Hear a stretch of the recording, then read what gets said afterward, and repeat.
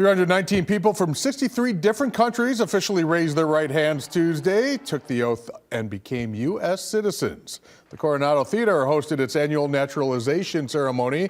The process took a long time and energy for several people, and officials say it's very rewarding seeing the new citizens reach their hopes and dreams.